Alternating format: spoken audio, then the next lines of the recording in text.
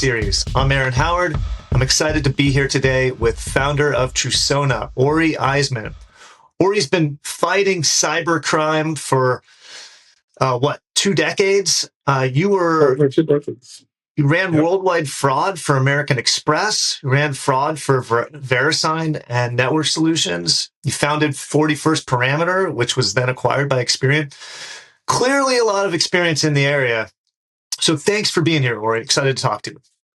Thank you, Eron. One correction. I ran fraud prevention. Prevention is the key word at the end. Prevention. I know. You didn't actually run, you weren't just trying to create fraud. You actually were trying to stop it. That was our other division. I was not in charge of that. That's a smarter business move. All right. I want to start with, you've had a long career in the space. I want to start with the moment in time, what you saw, what you discovered that said, I got to go solve this problem in the industry. This has to happen now. I'm willing to put down what I'm doing to do this. First of all, thank you for having me today. I really like this format. It's less about product specs, feeds. It's more about the why. I do believe most people need to have a why in order to come to work and not just pay their bills. So I really appreciate this format. Yeah. In 2013, I sold my last company, as you mentioned, 41st Parameter, to Experian. I stayed with them for a year. I did a world tour with Frank Abagnale from the movie Catch Me If You Can. Cool. We went to 10 cities around the world to tell the world, device fingerprinting is a real thing, and it's here, and Experian now has it. And on January 1st, 2015, I was retired.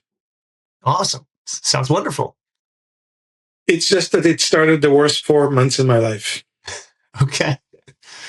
We think as children and as young people that once you make an exit and you make money, you'll sit on a beach with a Mai Tai and never work. I mean, it sounds like the dream, right? Let me tell you, if you're listening to this, this is not what's going to happen to you. I assure you that.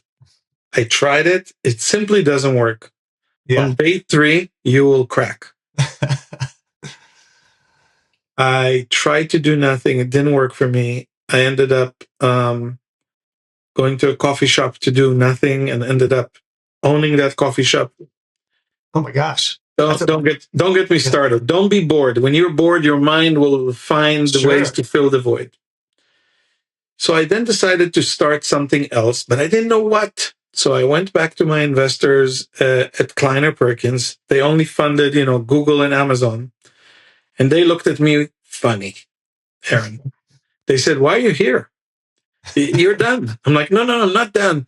They said, "Let us guess, you realize that money alone is not a meaning for life?" I'm like, "Yes."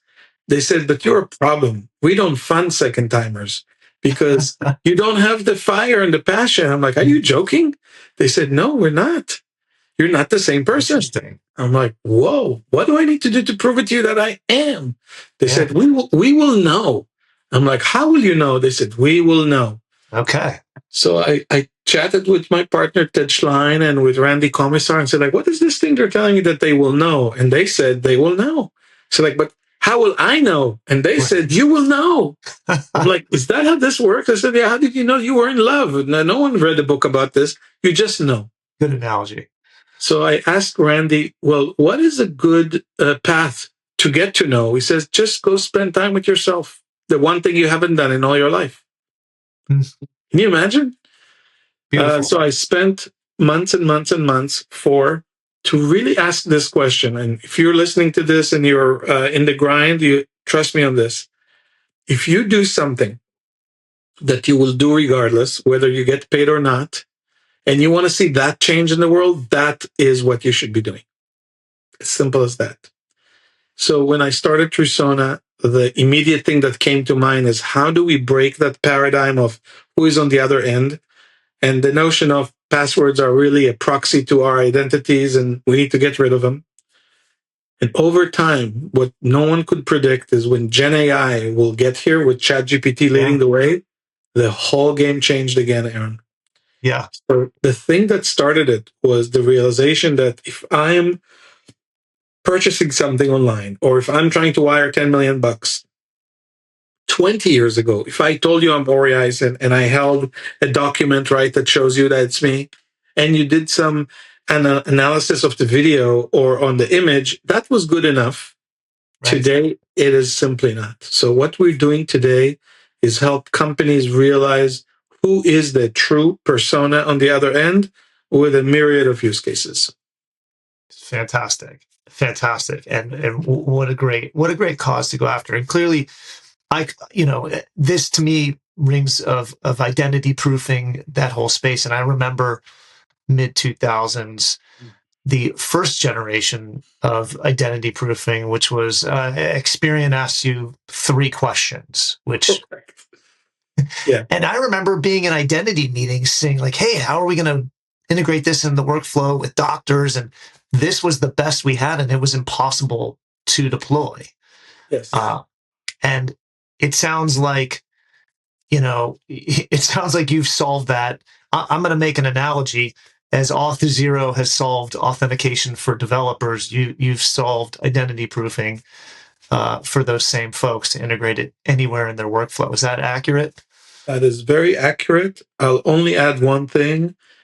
And it's not because Experian is the company that bought my company. The method is the same for KBA, which is knowledge-based authentication. That ported itself over time to KBV, which is knowledge-based verification. Mm-hmm. And I hope we can all agree, with all due respect to all the data companies out there, knowing my date of birth and my mother's maiden name is no longer a secret in today's day and age. Ergo, it cannot be the way we verify people. Agreed. And I think what's really special about this solution you put is if people go out to your site and they try this demo, it takes a few minutes to sort of get it, and then they can start deploying it right away. It's just sort of magical how simple it is and how complete the flow is of the things that you catch in that identity proofing scenario. What I think is interesting is, you're going after these use cases that are the standard ones: customers, employees, new employees, right, service desk calls. But there's a whole set of use cases that just exploded, landed on your desk that are sort of new to the market. Like, are you guys seeing like, hey, I want to Ticketmaster doesn't want OpenClaw buying tickets. Are you guys there seeing that yet? Yeah. So I love how you're one of the few people who saw the demo and immediately latched onto, oh my God, this is endless. Yeah. So I'll say this. We started this first solution for IT Help Desk right after, MGM, Scattered Spider, Shiny Hunters, go read about it. With one phone call, they took down a whole company. Yeah. Okay. So that clearly was the obvious use case to get the moat or to start the beachhead. Second use case is you have IT workers that are interviewing with you and you don't realize they're coming from North Korea. Mm-hmm. So all of a sudden, HR departments that are not in the IT help desk wanted the same solution. The guy next door to them in the finance department hears what HR is doing and says, hey, I need this too, because I get phone calls that say, I need to change the bank account of one of our vendors. How the heck do I know who just called me, right? And it is endless, Eron, all the way to airlines redeeming 1 million miles, students applying for financial aid that don't even exist, patients at hospitals, mortgage companies, escrow companies, title companies. It's endless. And then you get to about, 2.5 months ago, you now have agents that have people's credit cards and can go transact on their behalf. Who is that on the other end, right? So I think the whole Claudot and people employing AI as their assistant is going to create a whole new level of how do I know that this agent is really representing you? And we could be in a world where to invoke the agent, you will have to do an ID verification, like we're doing it with the human, and that will inherit a token to your AI agent. Otherwise, again, you have no idea who just transacted.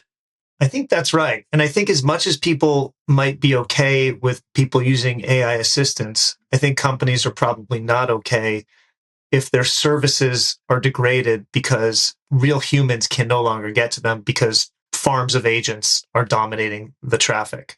And so they're going to need to look to you. Yeah. And I think also if you're a credit card company, I don't think you're going to like the fact that someone's going to dispute a charge that you will say, I didn't do it, my AI agent did it. I mean, that's just not going to work. Yeah. Yeah. Super cool technology. And Trusona is going to be at Innovate coming up. We're planning to be at the one in Scottsdale again. Guess what? Awesome. We live in Scottsdale, so it's literally less than a mile from my house. I'm not joking. Amazing. And Amazing. I can't refuse doing that. I also will say the format at Innovate is just amazing. If you don't mind, I'll share my favorite part from your opening slide deck. It's called "Don't Be a Gray Sprinkle." I'm like, wait, what is that? And you know what? Once you guys explain what a gray sprinkle is, the guy who's kind of bringing topics that have nothing to do with the conference to the conference, I simply love it. So come to Innovate, but don't be a gray sprinkle. That's right. That's right. We want everyone to be a happy part of the community.